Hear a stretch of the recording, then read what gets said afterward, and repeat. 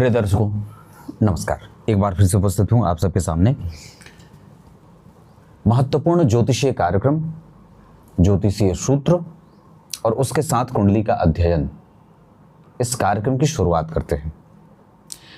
कभी आपने ये गौर किया होगा कि किसी भी व्यक्ति की कुंडली में योग कारक ग्रह का संबंध जिस किसी भी भाव से हो जाए या किसी भी भाव के स्वामी से हो जाए, किसी भाव से हुआ मतलब किसी भाव को योग कारक ग्रह ने देखा, और दूसरा कि किसी भी भाव के स्वामी को योग कारक ग्रह ने देखा, तो व्यक्ति को उस योग कारक ग्रह की स्थिति इतनी ज्यादा बलवान होती है कि वो जातक के पक्ष में कई कई गुना निर्णय दे जाती है, उसका कभी भी नुकसान नहीं होता है। तो आप जरा विचार करके देखिए कि जन्म कुंडली अगर जो बनी है वो अगर बनी तुला लग्न की कुंडली के लिए शनि देव जो होते हैं वो योग कारक होते हैं, बुध जो होते हैं वो राजयोग कारक होते हैं, वो भी राजयोग कारक होते हैं। और प्रमुखतया अगर तुला लग्न की कुंडली के लिए शनिदेव अच्छे भाव के स्वामी बनकर के अच्छे बैठे हों, अच्छे बैठे नहीं हैं, छठवें भाव में बैठे हैं पर परिवर्तन में है, तो परिवर्तन राजयोग यहां बनेगा, क्योंकि योग कारक ग्रह के साथ गुरु परिवर्तन कर रहे हैं। गुरु जो हैं वो तुला लग्न की कुंडली के लिए तीसरे और छठवें भाव के स्वामी होते हैं, पापी भाव के स्वामी हैं, लेकिन गुरु के साथ शनि जो कि योग कारक ग्रह हैं उनके संबंध मात्र में चले जाने से गुरु का भी सुख बढ़ जाएगा, गुरु का भी प्रभाव सकारात्मक होगा। ये परिवर्तन राजयोग जो होगा वो महान राजयोग व्यक्ति के पद और प्रतिष्ठा, साथ ही साथ साहस और बल की वृद्धि करने वाला हो जाएगा।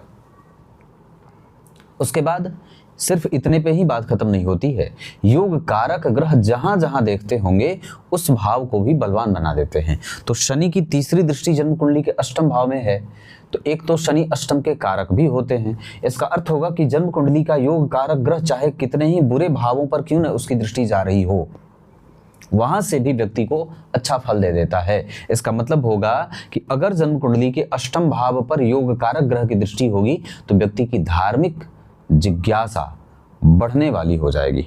दान पुण्य तीर्थ दर्शन पूजा पाठ समाधि और गुरुजनों का आदर, शुद्ध आयु जीना, लंबी आयु जीना, न्याय के साथ जीवन जीना, अन्याय नहीं करना। और उसके बाद योग कारक ग्रह की दृष्टि अगर जन्म कुंडली के 12वें भाव पे जाएगी तो व्यक्ति के व्यय का संतुलन पैदा करेगी, उसका व्यय कभी भी उसे परेशान करने वाला नहीं होगा।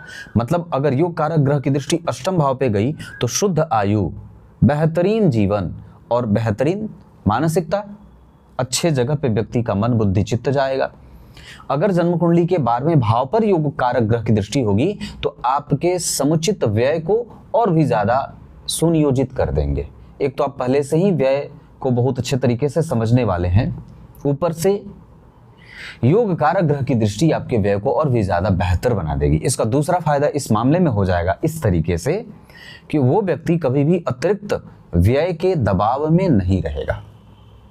और उसकी तीसरी दृष्टि अगर जन्म कुंडली के किसी ऐसे भाव पे पड़ जाए जहां पे तीसरे भाव पे अगर दृष्टि पड़ जाए योग कारक ग्रह की, तो उसका अर्थ होगा कि व्यक्ति बहुत अच्छे अपने पराक्रम को नष्ट नहीं करने वाला होगा, वो सोच समझ करके किसी भी कार्य में हाथ डालने वाला होगा। ऐसे परेशान होकर के अब जल्दबाजीपन में कोई भी निर्णय लेकर के अपनी मेहनत वो नहीं करता है, बहुत ठोंक पीट करके संजीदगी के साथ किसी भी कार्य में अपना हाथ डालता है।